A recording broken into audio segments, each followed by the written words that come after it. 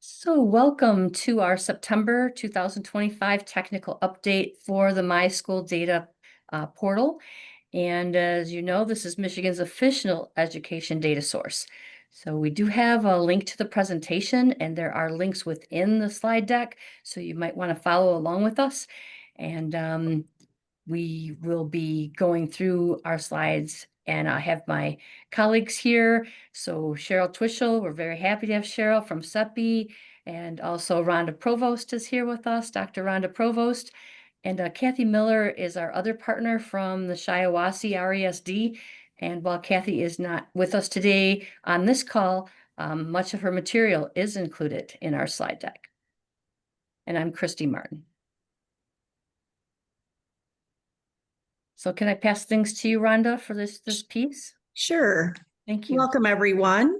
Here are the quick links to today's content for this webinar. If you click on these particular bullets here, it'll advance you right to that area in the presentation. So it's just a quick view for you to see what the content is. And then also we've put in the chat the link for the attendance. If you could please record your attendance, provide us with your email and your entity that you're representing today, and if you know the region you're from, and then any other comments that you'd like to share, and we'll remind you at the end as well. So today our learning objectives are to identify our recently released reports, anything coming soon in the portal, and new developments. You will also understand how to activate My Login for business users if you're having any technical difficulties with that, and assigning roles and permissions to accounts. Christy is always so available to help with that and resolve your concerns. We will then move into exploring the professional learning resources that are available to technical administrators and your colleagues, whether they're at the local ISD, region, or state level. And then the goal is to transfer all this learning today into effective and actionable account administration as MISchoolData contacts.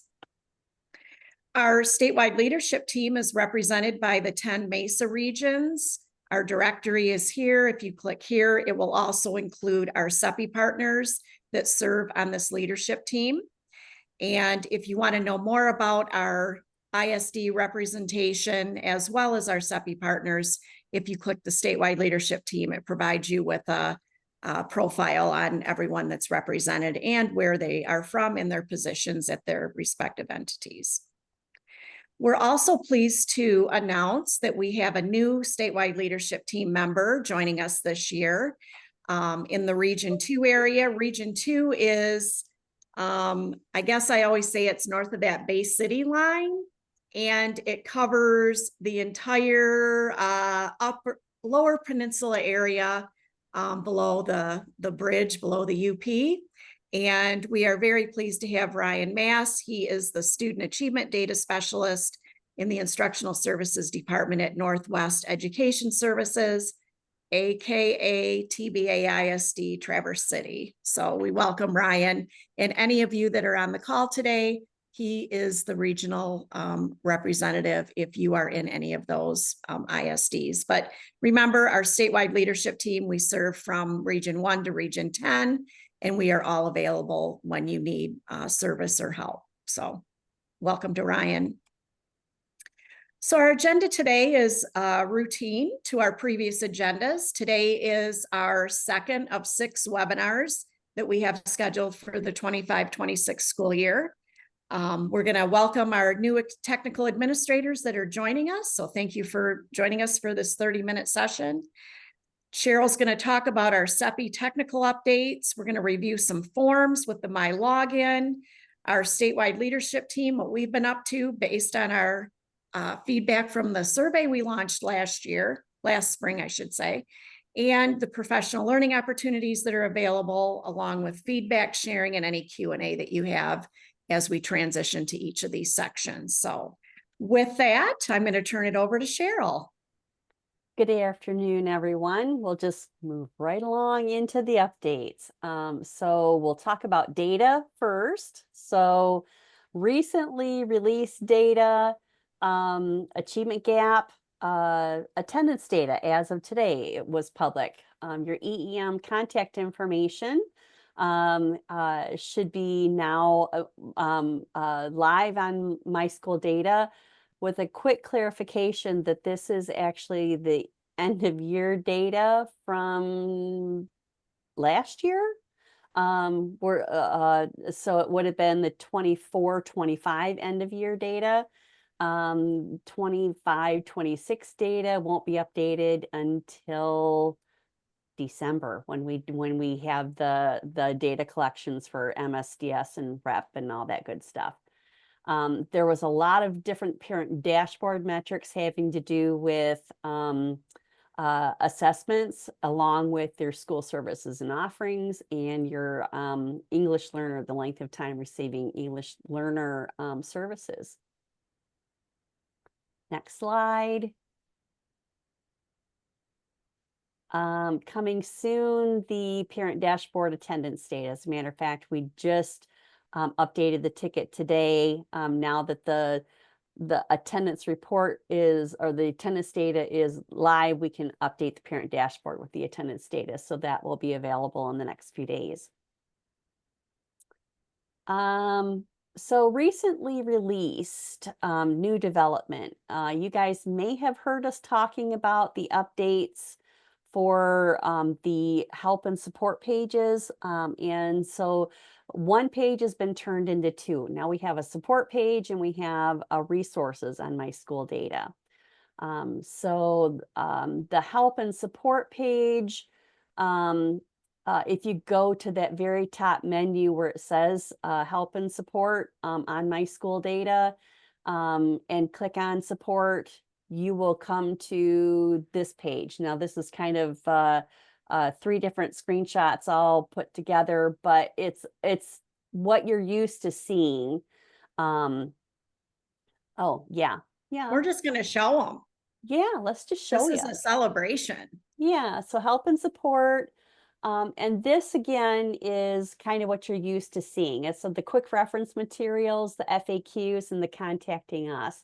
So we've got some boxes here, or tiles on different focus areas. And then if you click on it, you can view the topics available in those areas. And I don't know if this is 100% complete. There may be more added to it. But Rhonda and Christy is working with one of my counterparts here at CEPI. That's our Umbraco specialist that will help get everything on this page updated. It would be important to know under the next section, what is MISchoolData? We've got just our brief, what is it? But then this secure login assistance box. If you guys are wondering or need to lead people to documents that will help users either find who their ISD contact is, or they've got questions about MISchoolData secure users, or even a MyLogin for Business user guide on how to request access to MISchoolData, that is the section where you're going to find everything. That's a step-by-step guide for requesting access to MISchoolData with updated screenshots and everything. And then there's training and support materials and what's new. So that'll lead you to the report calendar and news and updates from or about MISchoolData. And then if you go back up to the menu, the top menu, and click on resources, this is a new page as well. And this has a collection of the quick start guides, the report calendar release, learning resources. Yeah, and it's just literally everything's just a click away. And so if you're looking for a quick start guide on state assessments, you can click that link and it'll pop up, and you can use that and pass it along to people, or school index, early childhood. And as our collection grows, they will be housed here. There's learning resources.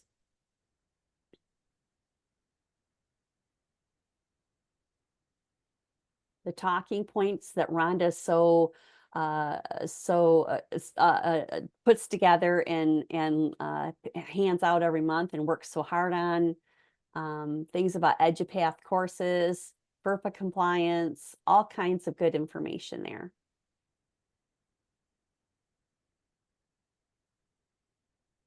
So know that this is a culmination of all of your feedback from participating in the survey. Yeah.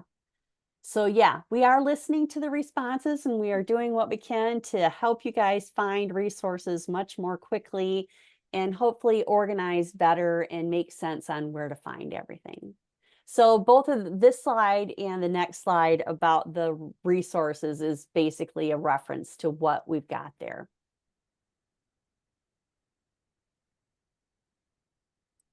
All right. Is one of my former colleagues would say, is there an ooh or an ah? We're excited about it, Lot of whether anybody hands to else make is. this happen. Yes. There you go. Right. Thanks, Kim.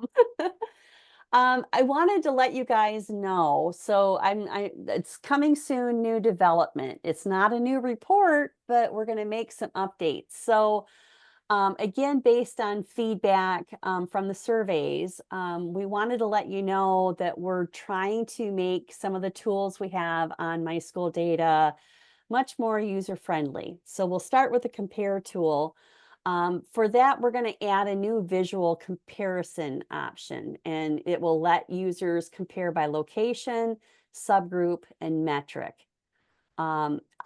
Unfortunately, this is all in the design phase. I don't have access to it to give you screenshots. So this is in the works and will be available. And I don't know if it's going to be available within the next month or by the end of the year, but it is coming. And I think it's going to be coming sooner rather than later. As well, we are going to align the metrics between the compare tool and report builder. We know that the same metrics are not available in both tools.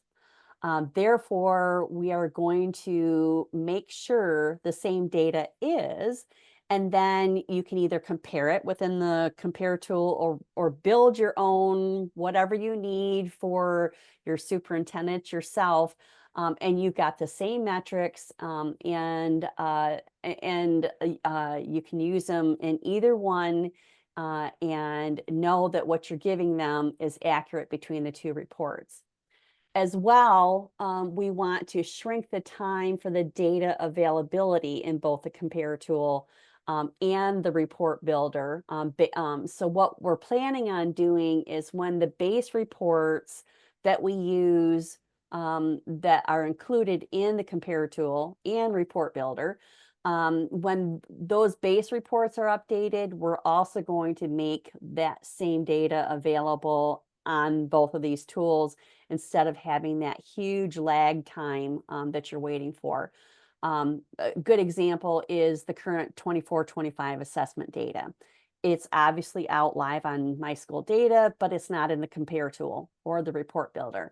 But we are working on that right now, getting it loaded, and we hope to have that available to you guys in the next couple of weeks. So our goal will be, as the year goes on and as metrics are updated on MISchoolData, though you'll see a few weeks, maybe instead of 3 or 4 months before the data are ready and available on those tools.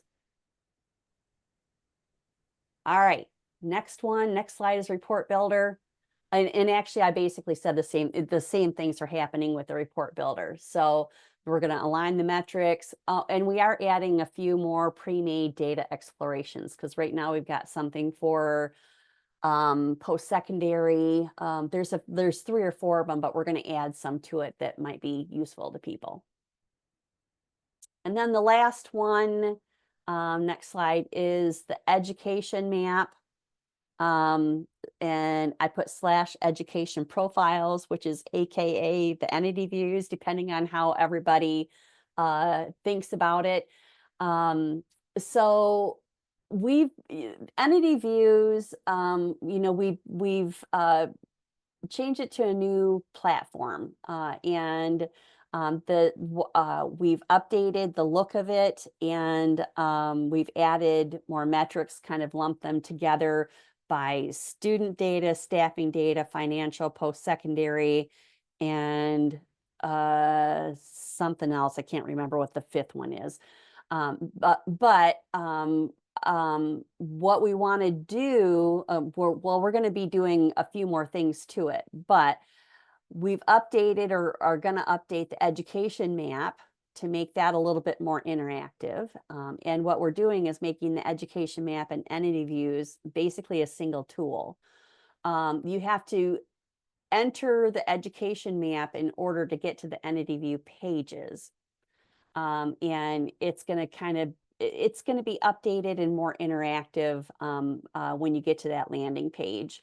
We're going to also be adding a download feature for the time being. We're going to add a PDF download so people can get screenshots of the information on their entity view pages. And we are adding a post-secondary entity view page. So there'll be metrics specific for the IHEs, even though you guys are K-12, but we're adding that so that it'll be more useful to other people.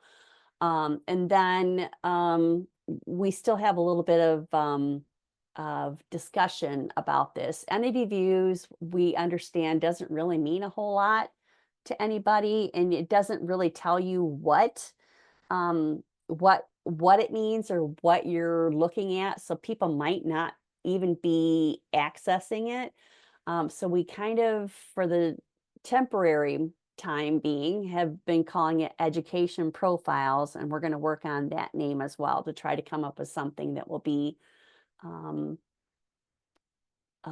more understandable to everybody. So if you got any feedback or suggestions on that, feel free to send them our way, and we'll definitely consider those. Next on the list is just a reminder about the report catalog. Not going to go into details about it. We just want to keep this on everybody's radar, knowing that it is obviously a wonderful tool, and you should make it your go-to Bible for anything in MISchoolData. And I think last but not least,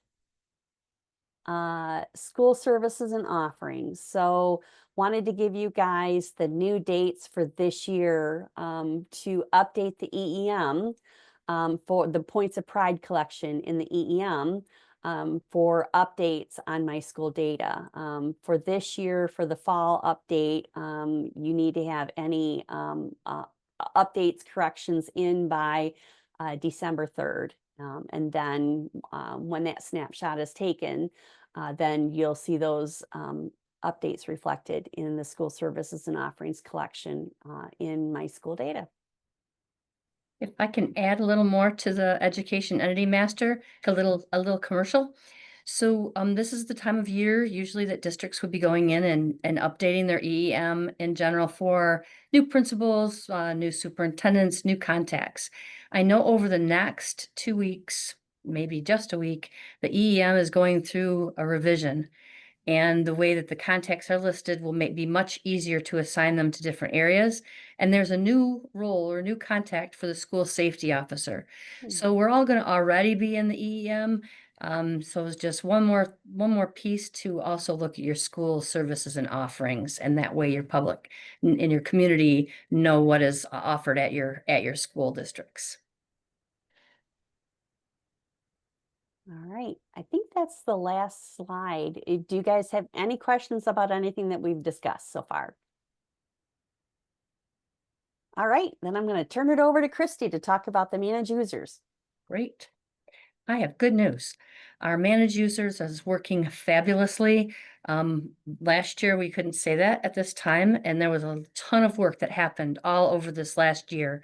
And also people were getting much more adept at their accounts and being able to help troubleshoot. So there's still a couple of items that are outstanding, but I'm working with folks in Zooms and running little mini sessions, and we've been able to work out each one of them so far. The account process for new users. This has changed a little bit. It's pretty intuitive, but just in case, I wanted to just walk through it to create a My Login for Business account. And then you're going through and doing a verification. The requesting access to the MISchoolData portal is a little bit different. The system asks you to discover what options there are, and then you filter and find the Center for Education, Performance and Information. And then you can choose MISchoolData. So it's a little bit different, not a lot. Everything is right on the screen, and we'll look at those screens in just a moment. There's a verification email that does come from CEPI, and that email needs to be opened up. They don't have to do anything with it. Just open it up and look at it and say, yep, I received this email. That way, when you go into My Login for Business, you'll know that you subscribed, and it'll show right in your My Login list the applications that the person has available to them. And that's what I've been doing and walking through with people on the Zoom sessions to say, you know what, let's take a look at your account first. And really taking a look to see which items they have listed underneath their name. And usually right at that point, they say, I don't know my password or something. And we start from scratch for the majority of them. So I think some of the requests or the comments that are coming in about not being able to get access is folks haven't followed all the way through the process. Not all of them. There are some that are a little tricky. And for those, I've been working with the ISD contact as well as with the person in those little Zooms. The last step is to contact the ISD technical administrator. And there's a list of all of the technical contacts that would be able to administer the accounts and the forms that would be required for that account request process. Right here is also a quick start guide. It does walk through. It's a little long because it shows the different screen captures. We found that the screen captures work much better than just a really quick list. It seems like I should just be able to list it, but if someone can look through it and confirm that they're where they think they should be, and it's in the document, it makes it go a lot smoother, and that confidence helps them complete the process. We'll move on to the next screen. This is the My Login user guide. And so that was just a attachment or a link that was right on that last previous screen.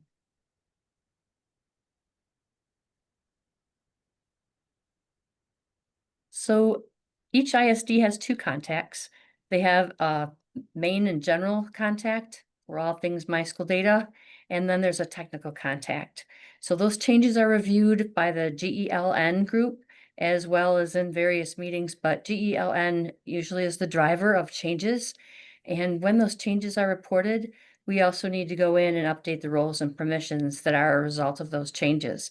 I've been doing quite a bit of that over the last couple of months, so we should be in good shape, but we will also be reviewing in the coming month all of the technical and general contacts for MISchoolData to make sure that they have the authorities that they should have. I've been finding some, for instance, that don't have preview. Well, good night. Very difficult to help someone if you don't have preview and you're expecting it to show you data and it's not there. So we want to make sure behind the scenes that each one of these technical and general contacts have those accesses that they need, and then folks will be individually contacted if I need updated forms. So that's the process that we've been taking right now.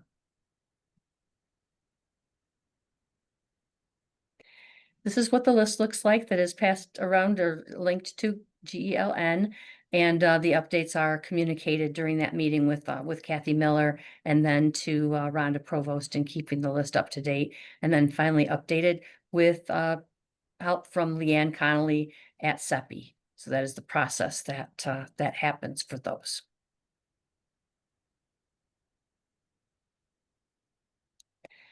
Here's a reminder. I've been receiving login request forms. I swear some of them people are making their own from their own self. They're not using ours.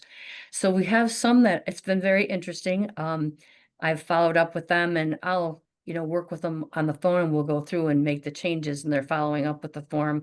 But it makes it a lot easier for the technical contact if these forms are provided right up front. There's a checkbox when we're administering the account, where we say we do have that secure form. And the two things I want to draw your attention to on this form are that they've requested access to MySchoolData and that they've given you their My Login account name, their account name for that. Those two are the ones that are stumblers. The last one's about building. So what buildings should they have access to? If they're a district person, they could write all for that district. You know, they've already given you the district, so they could write all the buildings if that's what they're getting authorization to do. And then their superintendent or superintendent's designee is signing that and saying this is what this person should have. Sometimes I've needed to contact them back, like if they didn't check off preview. And I'll ask them to check off preview and then resubmit me, you know, their form, or we'll attach their email to it. So we're trying to keep all the forms are kept at each ISD. In the event that we need to look them up. And yesterday I had one that they pulled out from 2022 that she had in her records, which was great. And I could say, you don't have all the rights that you really should have. And so we talked through those and made that change, and she's good to go to be able to assist her districts. So please make sure that you're using this form, and that way we make sure everybody has the same ones, and it's easier to administer because they're in the order that the permissions are on the screen. That's a big one. We don't have to do any hunt and peck anymore. Any questions about the user form? There's also a handy link there if you don't have that at your fingertips. By clicking on that link, the form is available. It's also available when you log into Manage Users, and it is posted on the page for the user administration.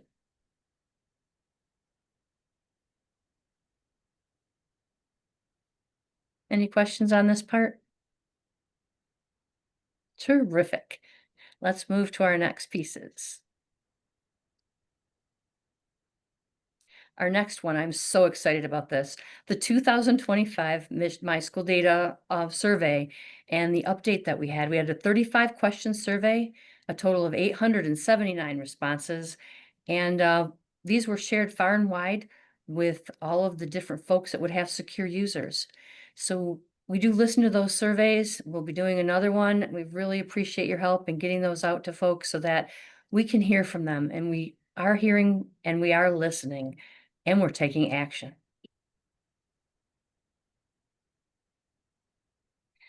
The following areas were implemented changes that were based on that feedback.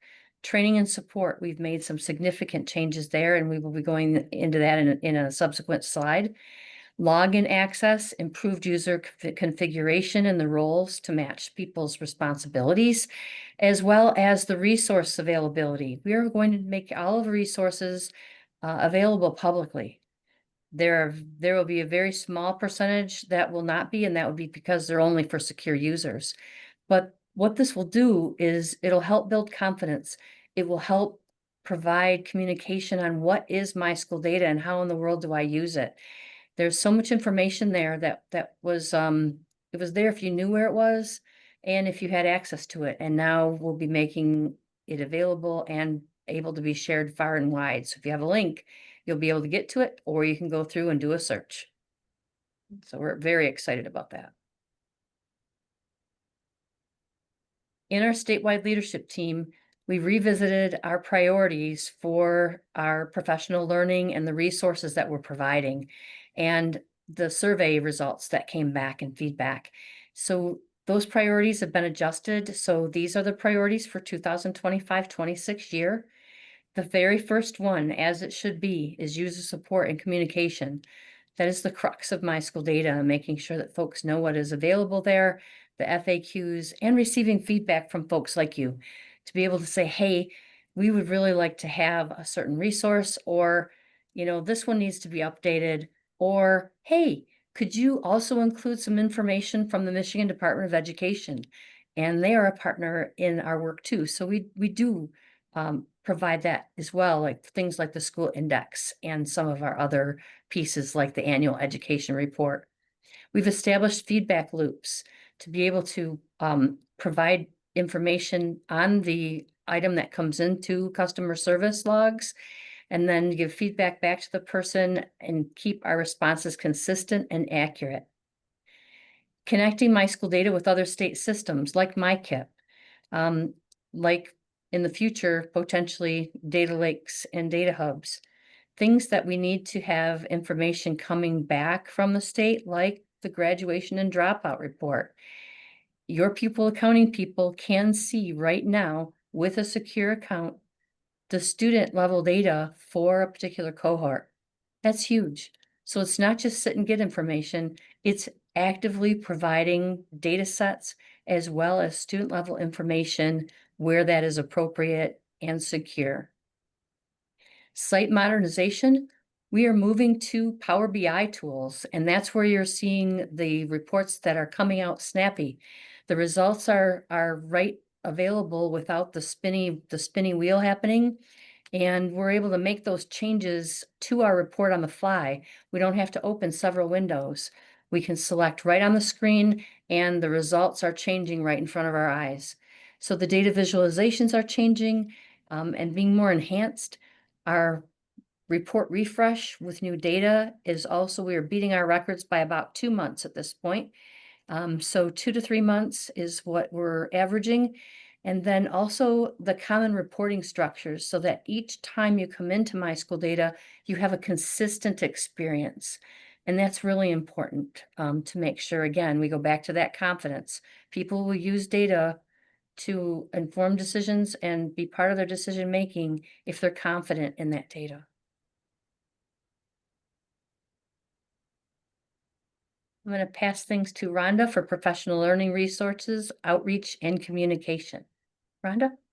All right, I'm going to be real quick to keep within we're over just a little bit. So some of the feedback was with training, especially newbies that are assigned roles with MISchoolData. So we will be hosting 3 different sessions this fall. Some of you may remember, if the veteran users, the train the trainer model that we had pre-COVID, and that carried us through a few years through redesign.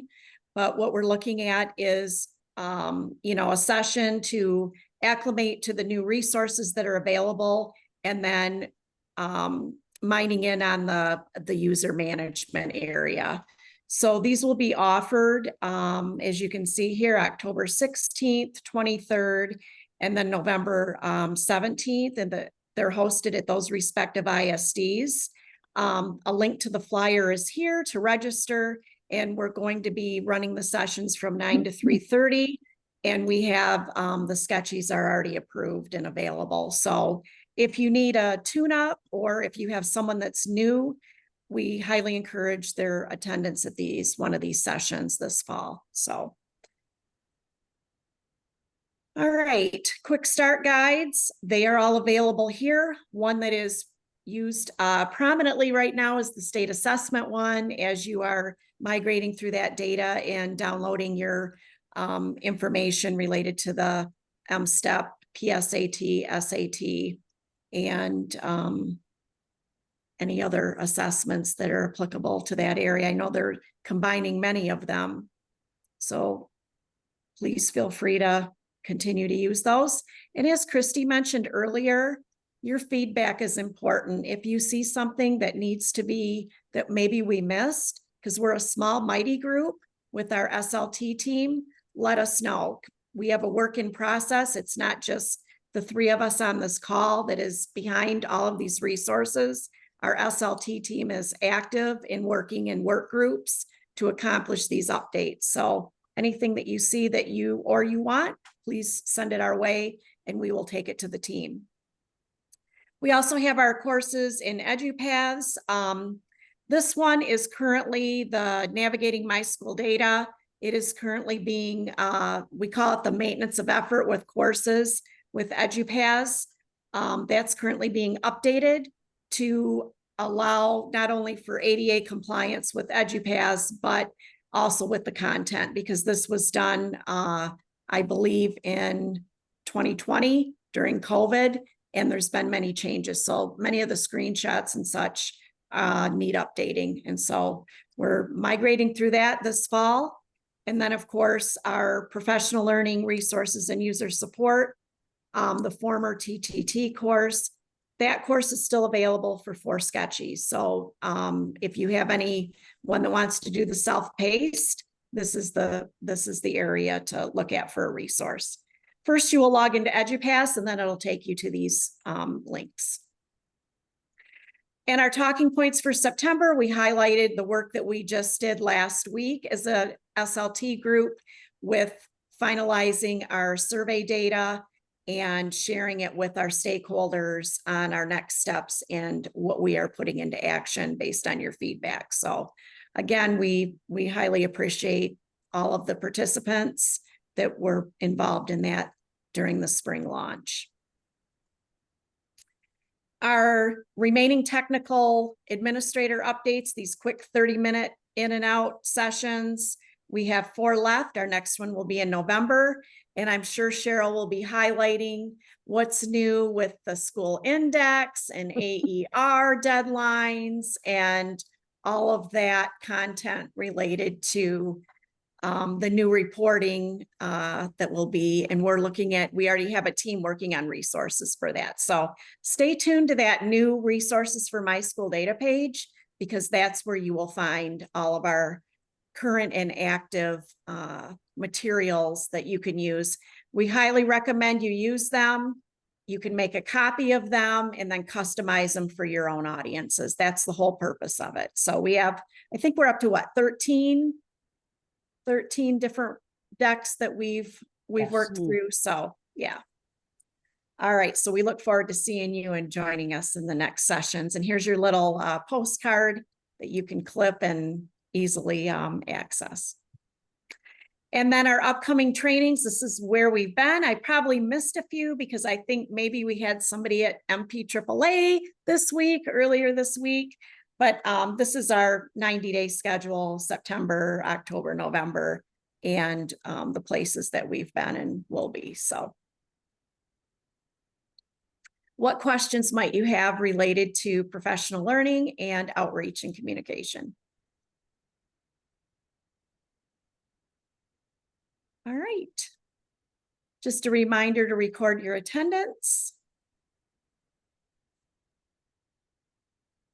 And if you need more information or have any questions, here's your areas that you can follow up with. And as always, we are available to accommodate any requests that you have. Many times, if I get a request and it is related to managed users, if I cannot resolve it, I immediately pass it on to Christy. And if Christy needs CEPI help, she talks to Cheryl. So we're all in this team circle trying to meet your needs when you have a request or a snafu. Here is the link to today's feedback. If you could please take time and answer our few, I think we have 3 prominent questions, and tell us, just give us feedback on the session as well as any information that you feel would be beneficial to you. We thank you for joining us today and wish you the rest of the day a very nice one. And it is warm out there today. So we're going to stop the recording, and we usually hang out at the end. So we are done with today's session. Thank you so much for joining us. If you have individual questions, we will hang out on the Zoom. Thanks, everybody.